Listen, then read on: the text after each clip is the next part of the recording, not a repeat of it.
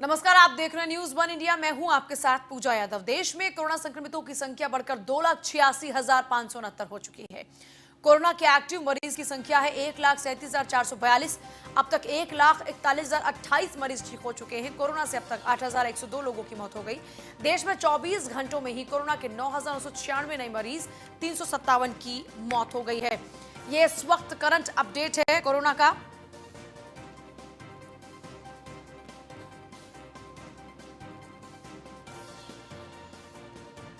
देश में कोरोना संक्रमितों की संख्या बढ़कर 2,86,569 हो गई है। देश में कोरोना के एक्टिव मरीजों की संख्या 1,37,442।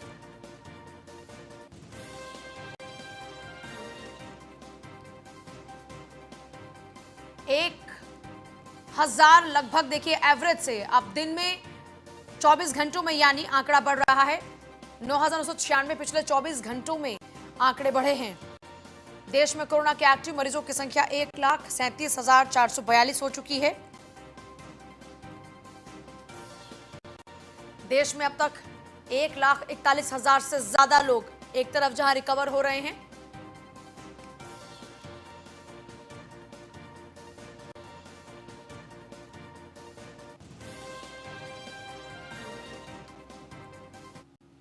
और इसी के साथ उत्तर प्रदेश में भी हर दिन नए आंकड़े सामने आ रहे हैं और आंकड़ों में तेजी से इजाफा हो रहा है। 81 नए मरीज सामने आए हैं उत्तर प्रदेश में।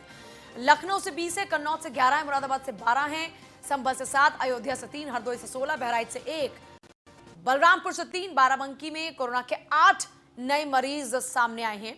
यह है उत्तर प्रदेश का इस वक्त का आंकड़ा। केजीएमयू में 1928 सैंपल की जांच में 81 लोग पॉजिटिव पाए गए हैं।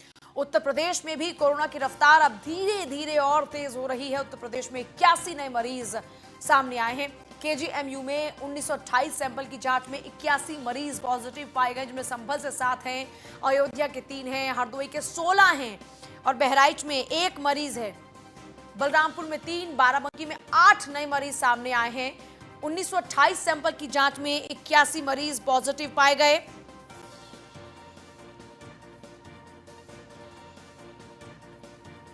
यूपी में 81 नए मरीजों में कोरोना की पुष्टि। लखनऊ में 20, कन्नौज में 11, संभल में 7, अयोध्या में 3, हरदोई में 6 और अब 10 और बढ़ चुके हैं। हरदोई में कुल आंकड़ा हो चुका है 16 का। बलरामपुर में 3, बाराबंकी में भी 8 केसेस पॉजिटिव। और आज से बीजेपी का परिवार संपर्क अभियान शुरू हो चुका है। प्रधानमंत्री मोदी की चिट्ठी बांटी जा रही है। सीएम योगी के पूरे कामकाज की बुकलेट बांटी जा रही है। बीजेपी प्रदेश अध्यक्ष स्वतंत्र देव सिंह ने लखनऊ से संपर्क अभियान का शुभारंभ किया है। स्वतंत्र देव सिंह ने लोगों को पीएम मोदी की चिट्ठी बांटी, सीएम योगी की उपलब्धियों की बुकलेट बांटी। बीजेपी प्रदेश अध्यक्ष स्वतंत्र देव सिंह ने कई महिलाओं के पैर भी छुए, आशीर्वाद लिया। वो तस्वीरें आप देखिए। इसी से अंदाजा लगा लीजिए चुनावों की सरगर्मियां तेजी से आगे बढ़ेंगी। अब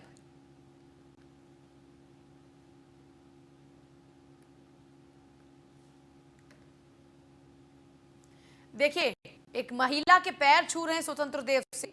ये तस्वीरें आप देखिए। ये परिवार संपर्क अभियान के तहत लगातार जन जन तक पहुंचा जा रहा है। जन जन तक सरकार की उपलब्धियां पहुंचाई जा रही हैं। प्रधानमंत्री मोदी की चिट्ठी के माध्यम से सीएम योगी द्वारा किए गए कार्यों की बुकलेट तैयार कर लोगों के समक्ष अब नेता खुद पहुंच रहे हैं। कोरोना काल में घरों से बाहर निकलकर, दफ्तरों को छोड़कर सड़कों पर पहुंच चुके हैं अब नेता। चढ़ते पारे के साथ ही सड़कों पर अब नेता नजर आ रहे हैं और ये सियासी सरगर्मियों को बढ़ा सकते हैं।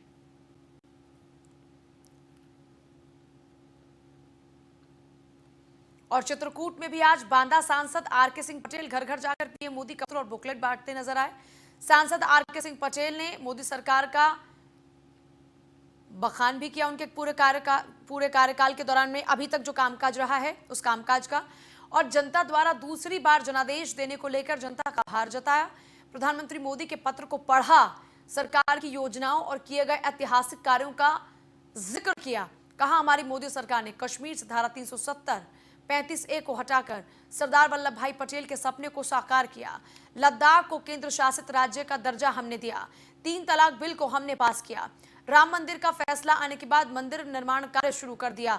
इसके अलावा विकास कार्यों को लेकर हम जहां रह रहे हैं, बुंदेलखंड में डिफेंस कॉरिडोर और बुंदेलखंड एक्सप्रेस वे जैसी योजनाएं जिनका कार्य युद्ध स्तर पर चल रहा है।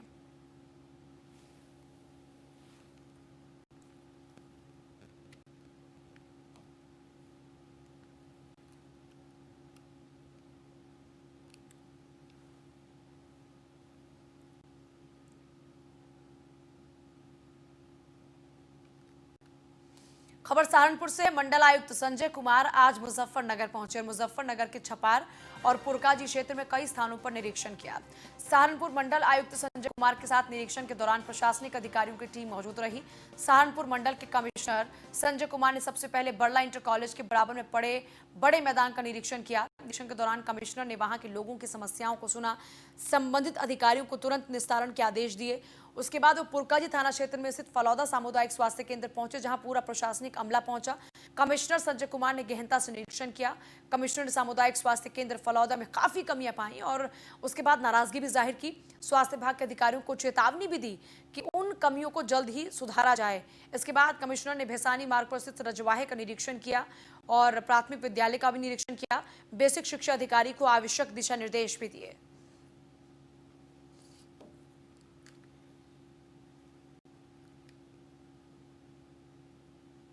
भैसानी गांव में मेरा आगमन हुआ और गांव में हमने भ्रमण किया यहाँ के स्कूल का।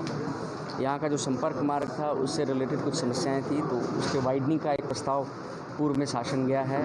और क्योंकि यहाँ पे बहुत भारी मात्रा में ट्रैक्टर ट्रालियाँ गन्ने की गुजरती हैं, यह सहारनपुर की कनेक्टिविटी भी देता है और उत्तरांचल भी बहुत नज़दीक है। इस वजह से इस सड़क इस मार्ग के चौड़ीकरण का कार्य और इसके पैचवर्क का भी काम तत्काल हो जाए, जब तक वो स्वीकृत ना हो। इसके मैंने निर्देश दे दिए हैं।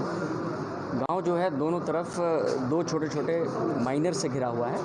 पानी की बहुत अच्छी यहाँ पे व्यवस्था है, परंतु उन माइनर्स में एक समय में जो पटरियाँ थी वो कटान की वजह से काफ़ी सक्रिय हो गई है। तो हमने एक एस्टिमेट बनाने के लिए कहा है सिंचाई विभाग को कि वह पटरियों पर एक पटंजा लगाने की व्यवस्था, जिससे कि वो हाईवे से सीधी कनेक्टिविटी ट्रैक्टर ट्रालियों की हो जाए, घुमावदार जो सड़क है गाँव की उससे न गुजरे। और दूसरा, जहाँ कटान हो रहा है उस पूरे पैच में वो पक्का सीमेंट का कार्य अभी उसमें एस्टिमेट में प्रावधान करें। इसके अलावा बिजली की व्यवस्था, कुछ स्ट्रीट लाइटिंग के भी सुझाव आए हैं।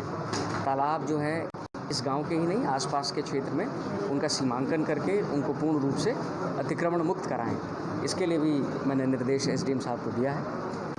इसके अलावा बीएसए को हमने कहा है कि यहाँ पे स्कूल की जो परिसर है उसमें कुछ पेड़ बहुत बड़े हैं यूकलिप्टस के, जो गिर सकते हैं, नुकसान कर सकते हैं, तो उनका आकलन करके उनके छपान का कार्य कराएं। और उसके अतिरिक्त एक आध टीचर और जो है उसकी तैनाती करने का जब शासन से निर्देश मिल जाएगा या कोई नए हमें टीचर्स मिलेंगे तो उनको हम ज़रूर प्राथमिकता पे इस विद्यालय में हम लोग देंगे। ओवरऑल गांव में व्यवस्था है, माहौल से ठीक है, मुझे बड़ा अच्छा लगा। और गांव के लोग विकास के लिए काफ़ी इच्छुक हैं और विकास के मुद्दों पे ही उन्होंने अपनी सारी बात रखी। कोरोना की वजह से लॉकडाउन के बाद अनलॉक 1 के दूसरे चरण में गाजियाबाद में आज से आम जनता के लिए मॉल खोल दिए जाएंगे, लेकिन शर्तों के साथ। आज आम जनता की एंट्री होगी। मॉल में WHO की गाइडलाइंस का पालन करना अनिवार्य होगा। हमारे संवाददाता शिवम गौतम की रिपोर्ट देखिए। गाजियाबाद में करीब 80 दिन बाद आज से आम जनता के लिए मॉलों को खोल दिया जाएगा। इस वक्त मैं गाजियाबाद के इंदिरापुरम इलाके में एक मॉल के बाहर मौजूद आपको तस्वीरें दिखाना चाहूँगा। यहाँ पर मॉल प्रशासन की तरफ से पूर्णतः तैयारी कर ली गई है। सोशल डिस्टेंसिंग के लिए यहाँ पर बाकायदा स्टिकर लगाए हैं कि आपको यहाँ पर खड़ा होना है। उसके बाद अगर एंट्री की बात करें तो यहाँ सैनिटाइज की मशीन लगाई गई है, जिसमें जो भी व्यक्ति आएगा वो अपने हाथों को इस तरीके से करेगा तो हाथ सैनिटाइज करने के बाद ही वो मॉल परिसर के अंदर प्रवेश कर पाएगा। हालांकि इस सिक्योरिटी चेक के बाद आपको यहाँ पर खड़ा होना होगा, जिसके बाद सिक्योरिटी गार्ड आपकी थर्मल स्क्रीनिंग करेंगे और टेम्परेचर को नापा जाएगा। हालांकि मॉल प्रशासन की तरफ से तैयारियां कर ली गई हैं। उसके बाद अगर हम मॉल में प्रवेश करेंगे तो मॉल में प्रवेश करने के बाद यहाँ पर सोशल डिस्टेंसिंग का बेहद ध्यान रखा जाएगा और साथ ही मास्क और ग्लव्स पहनना अनिवार्य होगा, क्योंकि जिलाधिकारी ने मॉल प्रशासन के साथ बातचीत करी थी। उसके बाद ये फैसला लिया गया था कि आगामी 11 जून से क्योंकि 8 जून से मॉल खुलने थे और 11 जून से फैसला लिया गया था, यानी आज से मॉलों को खोल दिया गया है आम जनता के लिए। हालांकि जगह जगह पर स्टिकर लगाए गए हैं कि आपको सोशल डिस्टेंसिंग का ध्यान रखना होगा, क्योंकि 2 गज की दूरी बेहद ज़रूरी है इस कोरोना की जंग में। हालांकि मॉल प्रशासन की तरफ से तैयारी कर ली गई। वहीं अगर गाज़ियाबाद के ज़िला प्रशासन की बात करें तो गाज़ियाबाद के ज़िला प्रशासन ने कई टीमों को गठित करा है जो इस बात की निगरानी रखेंगे कि मॉल के अंदर सोशल डिस्टेंसिंग का ध्यान रखा जा रहा है, जितने भी WHO की गाइडलाइन है उनका किस तरीके से ध्यान रखा जा रहा है। हालांकि आज से आम जनता के लिए गाज़ियाबाद में मॉल खोल दिए गए हैं, तो देखना होगा किस तरीके से आम जनता को अब लाभ मिल पाएगा। Shivam Gautam, news 1 India, Ghaziabad. खबर लखनऊ से है। जिलाधिकारी अब करेंगे वर्चुअल जनसुनवाई। संक्रमण के खतरे को दूर करने के लिए जनसुनवाई की नई व्यवस्था। कोरोना काल तक अब कलेक्ट्रेट हॉल में नियमित वर्चुअल जनसुनवाई की तैयारी है। जिले के तमाम अधिकारी गूगल मीट से सुनवाई में होंगे शामिल। समस्या की सुनवाई के बाद तत्काल निस्तारण भी होगा। इसके लिए कलेक्ट्रेट हॉल में हो रही है विशेष व्यवस्था। सोशल डिस्टेंसिंग का पालन करते हुए फरियादियों के बैठने की व्यवस्था होगी। समस्या की सुनवाई के बाद तत्काल ही निस्तारण भी होगा। इसके लिए कलेक्ट्रेट हॉल में ही एक विशेष व्यवस्था की जा रही है, जहां पर सोशल डिस्टेंसिंग के तहत लोग बैठ पाएंगे और उसके बाद जिलाधिकारी वर्चुअल जन सुनवाई करेंगे।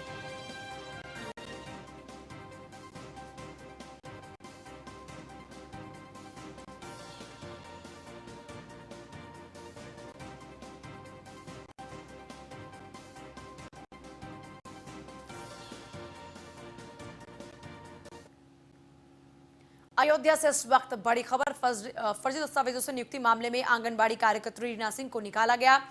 आंगनबाड़ी की रनर कार्यकर्त्री शिप्रा सिंह की शिकायत पर कार्रवाई हुई थी। अपने को विधवा दिखाकर रीना सिंह आंगनबाड़ी में काम कर रही थी।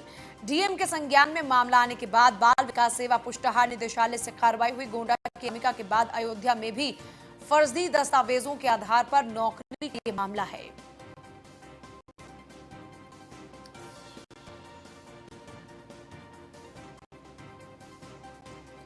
अब एक के बाद एक कई फर्जी दस्तावेजों वाले मामलों के खुलासे हो रहे हैं। थी अनामिका के बाद अब ऐसे और कई खुलासे हो रहे हैं जो महिलाएं पुरुष फर्जी दस्तावेजों के आधार पर सरकार को चूना लगा रहे थे। एक तरीके से गलत तरीके से नौकरी हासिल की और वो काम हासिल किया, उसका पैसा अर्जित किया।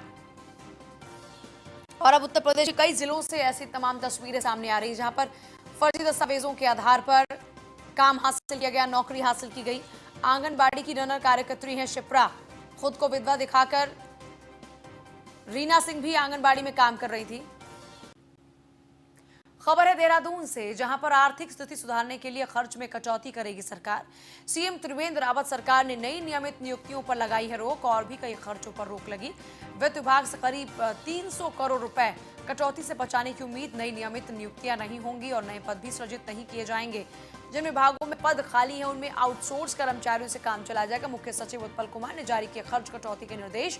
सरकार के सलाहकार को भी अग्रिम आदेशों तक कोई नया स्टाफ नहीं दिया जाएगा। सरकार ने नए सरकारी भवन बनाने और गेस्ट हाउस बनाने पर भी रोक लगा दी है। कोरोना से जंग में बढ़ता खर्च, बिगड़ती जीडीपी और कम होता राजस्व है बड़ी वजह। विभागों में संविदा नियत वेतन, दैनिक वेतन पर नियुक्ति पर पाबंदी, आउटसोर्स से होगा काम। नए पद सृजन की केवल पुलिस विभाग और स्वास्थ्य विभाग में ही छूट रहेगी। अफसरों की यात्रा अब इकोनॉमिक होगी। विज्ञापन प्रिंटिंग पर अब खर्च कम होगा। विदेश जाने की अनुमति नहीं होगी। नई योजनाएं जीरो बेस्ड बजट पर ही रहेंगी, यानी योजना की लागत का आकलन करके बजट तय होगा। सरकारी कार्यक्रमों का 5 स्टार कल्चर नहीं होगा। सरकारी भवन में ही सभी सरकारी कार्यक्रम आयोजित होंगे। नए साल या अन्य अवसरों पर विभागीय कैलेंडर, डायरी, लेटर आदि भी अब नहीं प्रिंट होंगे, उस पर भी रोक लगा दी गई है।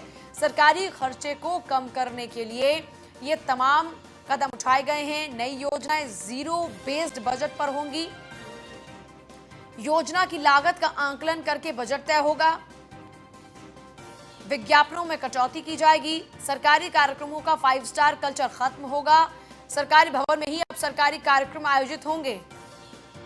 नए वर्ष या फिर अन्य अवसरों पर विभागीय कैलेंडर, डायरी, लेटर आदि पर भी रोक लगाई गई। आर्थिक स्थिति सुधारने के लिए खर्च में कटौती करेगी सरकार। सीएम त्रिवेंद्र रावत सरकार ने नई नियमित नियुक्तियों पर लगाई है रोक। कई खर्चों पर भी रोक लगाई है, चाहे वो 5 स्टार कल्चर हो, चाहे अधिकारियों का बिजनेस क्लास में ट्रेवल करना हो। टिहरी में लगातार बढ़ रहे हैं कोरोना के मामले। संख्या को लेकर कृषि मंत्री सुबोध उनियाल चिंतित नजर आए। उन्होंने मुनी की रेती क्षेत्र में स्वास्थ्य विभाग और प्रशासन की टीम के साथ बैठक की, जिसमें उन्होंने अधिकारियों को साफ निर्देश दिए कि किसी भी कीमत पर प्रवासी बगैर क्वारंटीन सेंटर में समय बिताए पहाड़ न चढ़ पाए। दूसरे राज्यों से वापस लौट रहे प्रवासियों को सबसे पहले मुनी के रेती क्षेत्र के होटल्स में क्वारंटीन किया जाए। समय सीमा पूरी होने के बाद उनको मेडिकल सर्टिफिकेट देकर अपने अपने गंतव्य की ओर रवाना किया जाए। इस प्रक्रिया में कोई भी लापरवाही होती है तो संबंधित अधिकारी के खिलाफ एक्शन भी लिया जाए। मुनी रेती क्षेत्र जो है ये टिहरी जनपद का प्रवेश द्वार है और इसमें टिहरी गढ़वाल शुरुआत में तो पूरे गढ़वाल मंडल के, लेकिन अब टिहरी जनपद के विभिन्न राज्यों से आए हुए जो हमारे रिटर्नीज हैं, जो वापस जिनको प्रवासी भी आप कहते हैं, उनको यहाँ पर क्वारंटाइन किया जा रहा है, इंस्टीट्यूशनल क्वारंटाइन, और उनको लगातार सैम्पलिंग के माध्यम से उनके टेस्ट लिए जा रहे हैं। इसी के तहत करीबन 2800 से ज़्यादा व्यक्ति इन क्वारंटाइन सेंटर्स में आया है और जिसमें तकरीबन 192 के आसपास लोग पॉजिटिव भी निकले हैं। लेकिन स्थिति यह है कि जो हमने सार्वजनिक स्थलों पे मसलन आश्रमों में, धर्मशालाओं में, स्कूलों में जो रखा हुआ है, तो उस स्थिति को देखते हुए क्योंकि इससे एक से दूसरे व्यक्ति के संक्रमित होने की संभावनाएं बढ़ रही थी, तो मैंने ये निर्देश दिए हैं कि सारे व्यक्तियों को होटल में ही, क्योंकि हमारे पास पर्याप्त संख्या में जगह है, होटल्स में इनको शिफ्ट किया जाए ताकि किसी एक व्यक्ति से दूसरे व्यक्ति के संक्रमित होने की संभावनाएं कम हो जाएं। ये मुनी रेती क्षेत्र जो है ये टिहरी जनपद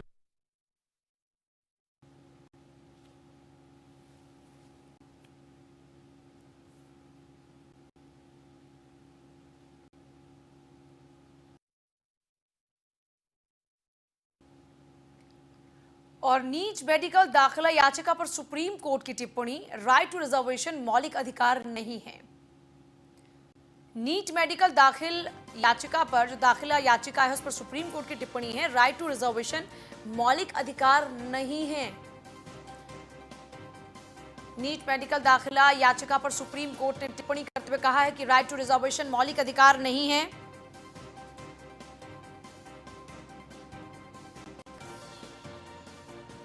सुप्रीम कोर्ट ने एक मामले की सुनवाई करते हुए आरक्षण को लेकर एक बड़ी टिप्पणी की है। तमिलनाडु में नीट पोस्ट ग्रेजुएशन रिजर्वेशन मामले में अदालत ने कहा कि आरक्षण कोई बुनियादी अधिकार नहीं। इसी के साथ अदालत ने तमिलनाडु के कई राजनीतिक दलों द्वारा दाखिल की गई याचिका को स्वीकार करने से इनकार ही कर दिया। दरअसल डीएमके, सीपीआई, एआईएडीएमके समेत अन्य तमिलनाडु की कई पार्टियों ने सुप्रीम कोर्ट में नीट के तहत तमिलनाडु में 50% ओबीसी आरक्षण को लेकर एक याचिका दायर की थी। इसको लेकर सुप्रीम कोर्ट में याचिका दायर की गई थी और उसके बाद ही राइट टू रिजर्वेशन को मौलिक अधिकार नहीं कहा जा सकता। सुप्रीम कोर्ट की बड़ी टिप्पणी राइट टू रिजर्वेशन को लेकर। तो नीट मेडिकल दाखिला याचिका पर सुप्रीम कोर्ट की टिप्पणी, अदालत ने तमिलनाडु के कई राजनीतिक दलों द्वारा दाखिल की गई याचिका को स्वीकार करने से इनकार कर दिया। तमिलनाडु की कई पार्टियों ने सुप्रीम कोर्ट में नीट के तहत तमिलनाडु में 50% ओबीसी आरक्षण को लेकर याचिका दायर की थी। इसी को लेकर सुप्रीम कोर्ट में याचिका दायर की गई थी, जिसको लेकर एक बड़ी टिप्पणी सुप्रीम कोर्ट की ओर से की गई है और साफ तौर पर कहा गया है कि राइट टू रिजर्वेशन मौलिक अधिकार नहीं। खबर लखनऊ से है। ज्वाइंट कमिश्नर कानून व्यवस्था नवीन अरोड़ा सड़कों पर उतरे हैं। बेहतर पुलिसिंग के लिए पुलिसकर्मियों को ब्रीफ किया। हजरतगंज थाना क्षेत्र में तैनात पुलिसकर्मियों को ब्रीफ किया। कोई भी पुलिसकर्मी अपनी जगह को नहीं छोड़ेगा। किसी भी तरह के प्रदर्शन की स्थिति में पुलिसकर्मी पूरी तैयारी के साथ ड्यूटी पॉइंट पर तैनात रहेंगे। सभी पुलिसकर्मी सुरक्षा उपकरणों के साथ ड्यूटी करेंगे।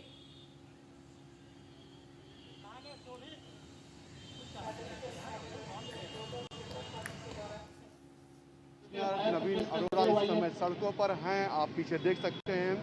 तमाम जो पुलिसकर्मी हैं उनकी ब्रीफिंग कर रहे हैं। जो पुलिसकर्मी उनको उनके पॉइंट की कर रहे हैं, उनके प्रति कि किस तरह से अपने पॉइंट पर रहना है, किस तरह से जो ड्यूटी है उसको करना है, जिस तरह से लॉकडाउन रहा उसके बाद लोग सड़कों पर भी निकल रहे हैं और यथावत अगर कभी कोई प्रदर्शन की स्थिति बनती है तो उससे कैसे निपटना है। साथ ही साथ उनका कहना है कि अगर प्रदर्शन की स्थिति बनती है तो जो वहाँ पर स्थायी उस समय अधिकारी मौजूद होगा तो वो निर्णय ले सकता है कि किस तरह से आगे कार्रवाई करनी है, गिरफ्तारी करनी है या नहीं करनी है। जो भी वैधानिक कार्रवाई उसका निर्णय वहाँ पर मौजूद अधिकारी ले सकता है। उसके बाद इंतज़ार नहीं उनको करना होगा कि बड़े अधिकारी के पास जाया जाए, उनके परमिशन ली जाए, उसके बाद कार्रवाई की है। निश्चित तौर पर इस समय विधानसभा मार्ग पर हैं, लगातार वो ब्रीफिंग कर रहे हैं। इससे पहले भी ब्रीफिंग की और आगे बढ़ के फिर एक बार ब्रीफिंग कर रहे हैं। तमाम पुलिसकर्मियों जो मॉडल पुलिस है उसकी ड्यूटी समझा रहे हैं, किस तरह से ड्यूटी करनी है जिससे जो लोग हैं, जनता लखनऊ की है, वो कहीं ना कहीं से प्रभावित हो और जो पुलिस के प्रति उनका जिस तरह से उनकी नकारात्मक छवि बनी थी वो ना बनने पाए, अच्छी छवि बने। इस सब चीज़ों को लेकर के नवीन अरोड़ा इस समय सड़कों पर हैं और लगातार पॉइंट से पॉइंट बढ़ करके पुलिसकर्मियों से बातचीत कर रहे हैं। लखनऊ से न्यूज़ मीडिया के लिए अश्विनी कुमार, सहयोगी रमेश वर्मा के साथ।